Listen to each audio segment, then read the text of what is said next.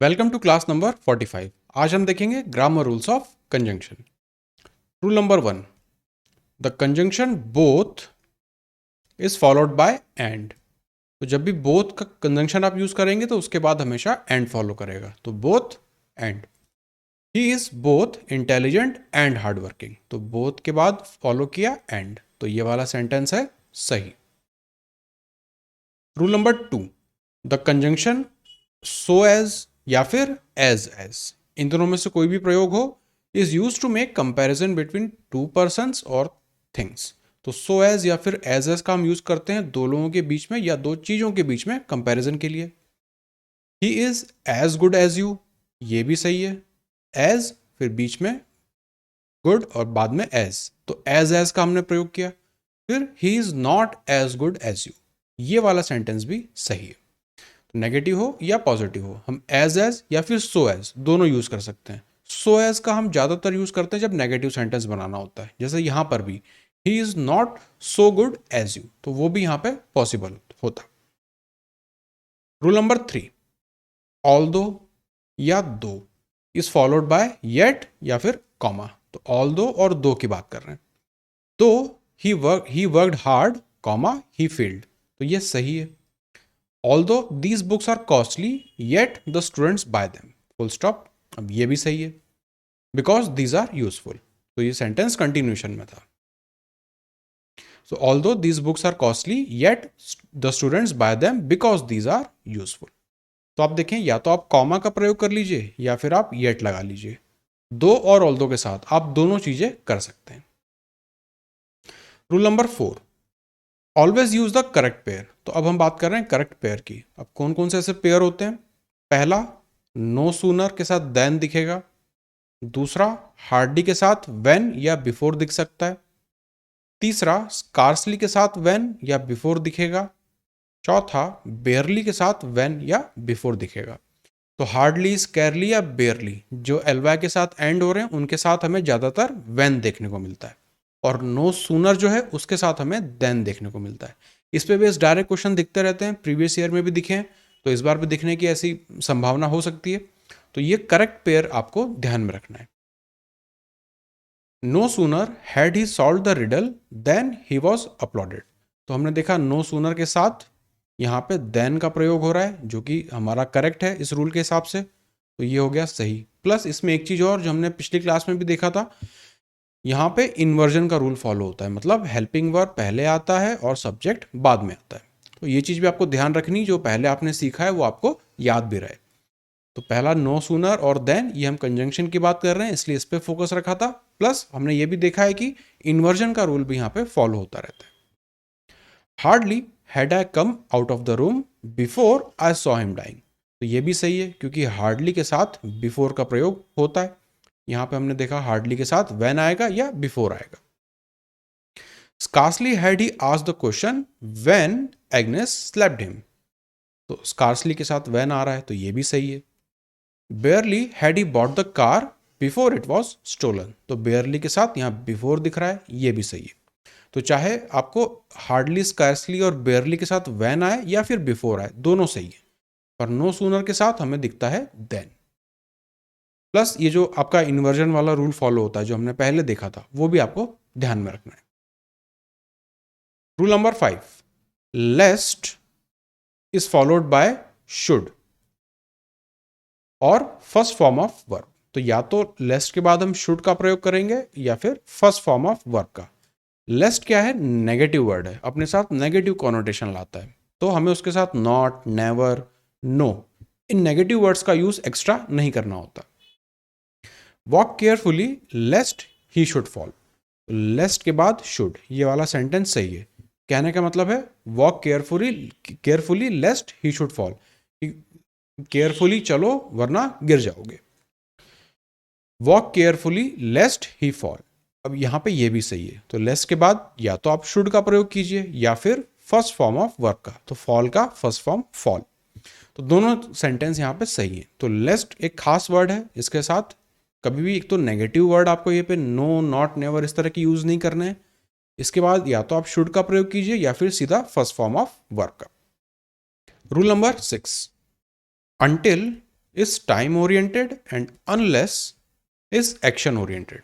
तो अनटिल का हम यूज करते हैं जब भी टाइम वगैरह के रिलेटेड बात होती है, अनलेस का हम प्रयोग करते हैं जब एक्शन से संबंधित कोई बात होती है। दूसरा, अनटिल और अनलेस जो है वो भी नेगेटिव वर्ड है। जैसे अभी हमने ऊपर लेस्ट को देखा था, वो भी नेगेटिव वर्ड था। अनटिल और अनलेस भी नेगेटिव वर्ड है, तो इनके साथ भी हमें नो, नॉट, नेवर इस तरह के शब्द प्रयोग नहीं करने होते। नॉट, नेवर, नो इनका हमें यूज नहीं करना है उस क्लॉज में जहां पे अनटिल या अनलेस दिखे। Wait here until I return. Wait here until I return मतलब यहां पर रुको जब तक मैं वापस ना आ जाऊं। तो ये वाला सेंटेंस सही है। Unless you work hard you will not pass, ये वाला सेंटेंस भी सही है। अब यहां पे नॉट तो दिख रहा है लेकिन वो अनलेस वाले क्लॉज के साथ नहीं है। अनलेस वाला क्लॉज जो है वो यहां से लेके यहां तक का है, कॉमा तक, तो यहां पे कहीं पर भी नॉट नहीं लिखा हुआ है।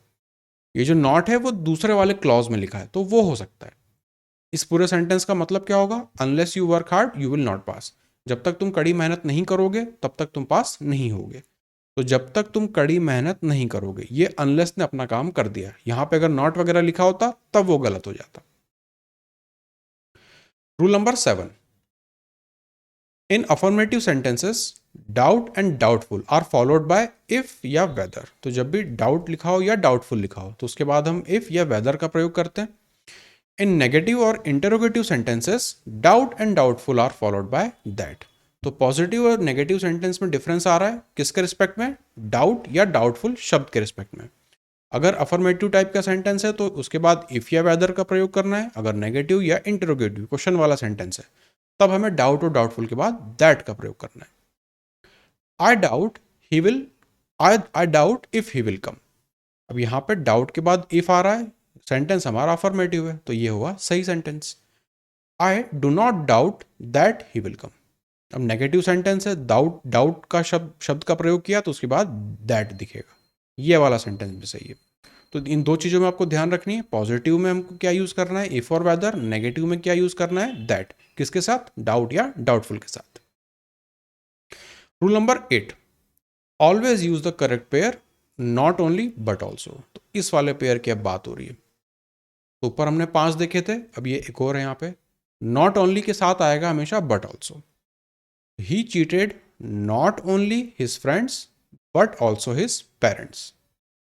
हमेशा नॉट ओनली बट ऑल्सो, ये भी हमारा पेयर बनाते हैं। जैसे नो सूनर के बाद देन आ रहा था, स्कार्सली हार्डली के साथ व्हेन आ रहा था, तो ये भी उसी तरह का एक पेयर है।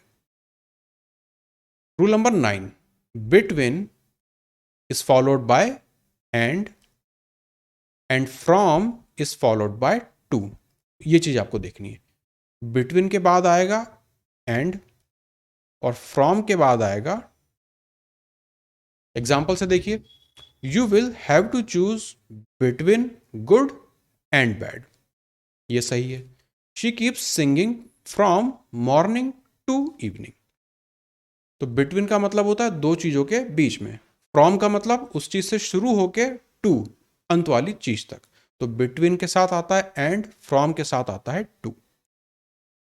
Rule number 10, neither of means none of the two. When more than 2 person or things are present, none is used। तो जब दो लोग होंगे तब हम नीदर ऑफ लिखेंगे, जब दो से ज्यादा लोग होंगे तब हम नन ऑफ का यूज करेंगे। उसी तरह से ईदर ऑफ का क्या मतलब होगा? वन ऑफ द टू, दो में से कोई एक। और जब दो से ज्यादा लोगों की बात हो रही होगी तब हम यूज करेंगे वन ऑफ का। तो ये इंपॉर्टेंट थोड़ा सा सेग्रीगेशन है। वैसे तो नीदर इधर आप पहले के रूल्स में भी देख चुके हैं, तो हमें पता है उसके साथ हम सिंगुलर वर्ब का प्रयोग करते हैं। None of his friends helped him. तो नन ऑफ, फ्रेंड्स बहुत सारे हो सकते हैं तो इसलिए हमें एक दो से ज्यादा लोगों की बात हो रही तो नन ऑफ, ये सही है। One of the students of your class is responsible for the loss. तो वन ऑफ का हमने प्रयोग किया यहां से, क्यों? क्योंकि स्टूडेंट्स की बात हो रही थी, बहुत सारे स्टूडेंट्स हैं, उनमें से अलग अलग को हम टारगेट कर रहे हैं वन ऑफ के, उनमें से कोई भी एक। ये वाला सेंटेंस भी सही है। Rule number 11, do not use seldom और ever in place of seldom और नेवर। तो ज्यादातर सेल्डम और एवर इसका प्रयोग लिखा होता है जो कि गलत होता है। सही होता है सेल्डम और never. The national network seldom और never telecast good programmes. Seldom और नेवर। ये इसको प्रोग्राम्स करिए। तो नेशनल नेटवर्क सेल्डम और नेवर टेलीकास्ट गुड प्रोग्राम्स। अभी हो गया सही। तो कई बार सेंटेंस में हमें सेल्डम और एवर लिखा हुआ जाता है, जो कि गलत है। हमेशा प्रयोग होता है seldom and never. Rule number 12, after rather या अदर, रेदर लिखा हो या अदर लिखा हो, the subordinating conjunction than should be used. He has no other object than to get a handsome job. तो यहाँ पे अदर लिखा हुआ है यहाँ से, इसलिए यहाँ पे देन का प्रयोग हुआ, ये सही है। I would rather buy a scooter than a cycle, rather का प्रयोग हुआ यहाँ से, तो उसके बाद आया देन। अब यहाँ पे ये भी सही है। तो यहाँ पे हम बात कर रहे थे सबऑर्डिनेटिंग कंजंक्शन की। तो रेदर या अदर लिखा हो सेंटेंस में, तो उसके बाद आएगा देन। तो ये थे कुछ इंपॉर्टेंट कंजंक्शन से रिलेटेड रूल जो प्रीवियस ईयर क्वेश्चंस में लगातार दिखते रहते थे। इन पे कोई भी एग्जाम हो, इस तरह के क्वेश्चन इन पे बेस्ड आते हैं, खासकर वो जो पेयर वाले हैं, hardly, scarcely, barely, no sooner, none also, but also, ये सब जो हैं। दूसरा सेल्डम और एवर, यहाँ पे बहुत गलती होती है क्योंकि लोग इसे मिस कर देते हैं। तो ये कुछ हमने इंपॉर्टेंट रूल्स देखे कंजंक्शन के। अब आप इन पे बेस्ड प्रैक्टिस कीजिए, जब आप क्वेश्चंस को सॉल्व करें तो ये सारे रूल्स आपको वहाँ पे ध्यान आने चाहिए।